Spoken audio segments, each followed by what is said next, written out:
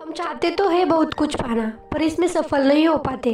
क्या कोई ऐसी तकनीक या विधि है जिससे कि हम जो पाना चाहते हैं उसे हासिल कर पाए?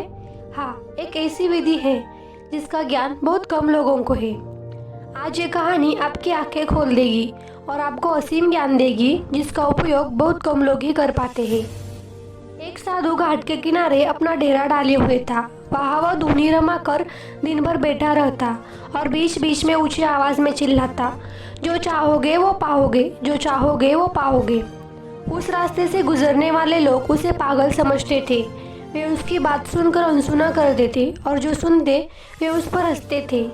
एक दिन एक बेरोजगार युवक उस रास्ते से गुजर रहा था। साधु की चिल्लाने की आवाज उसके कानों में भी पड़ी, जो चाहोगे वो पाओगे, जो चाहोगे वो पाओगे। ये वाक्य सुनकर वह युवक साधु के पास आ गया और उससे पूछने लगा, बाबा, आप बहुत देर से जो चाहोगे वो पाओगे चिल्ला रहे हो।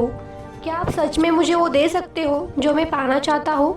साधु बोला, हाँ बेटा, लेकिन पहले तुम मुझे ये बताओ कि तुम पाना क्या चाहते हो। बाबा, मैं चाहता हूँ कि एक दिन मैं हीरो का बहुत बड़ा व्यापारी बनूँ। क्या आप मेरी ये इच्छा पूरी कर सकते हैं? युवक बोला, बिल्कुल बेटा, मैं तुम्हें एक हीरा और एक मोती देता हूँ। उससे तुम जितने चाहे हीरे मोती बना लेना, साधु बोला। साधु की बात सुनकर युवक की आंखों में आशा की ज्योति चमक उठी।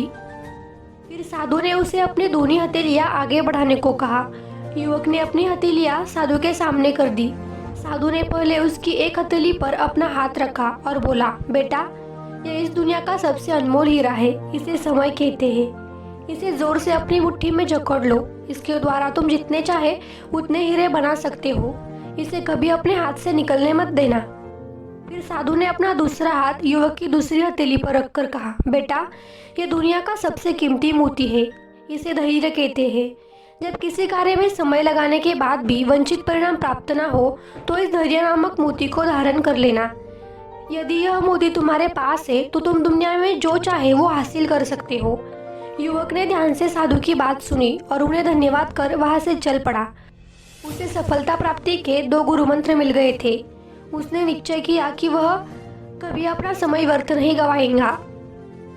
युवक ने ध्यान से साधु की बात सुनी और उन्हें धन्यवाद कर वहां से चल पड़ा। उसे सफलता प्राप्ति के 2 गुरु मंत्र मिल गए थे। उसने निश्चय किया कि वह कभी अपना समय व्यर्थ नहीं गवाएगा और सदा धैर्य से काम लेगा। कुछ समय बाद उसने हीरे के एक बड़े व्यापारी के यहाँ काम करना प्रारंभ किया। कुछ वर्षों तक वह दिल लगाकर व्यवसाय का हर गुर सीखता रहा और एक दिन अपनी मेहनत और लगन से अपना सपना साकार करते हुए हीरे का बहुत बड़ा व्यापारी बना।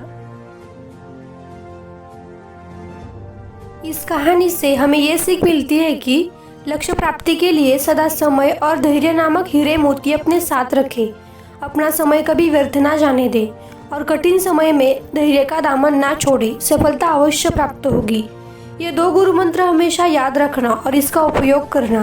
समय और धैर्य, जिस व्यक्ति ने ये 2 चीजें अपने वश में कर ली, वो व्यक्ति कभी अपने लक्ष्य से भटक नहीं सकता।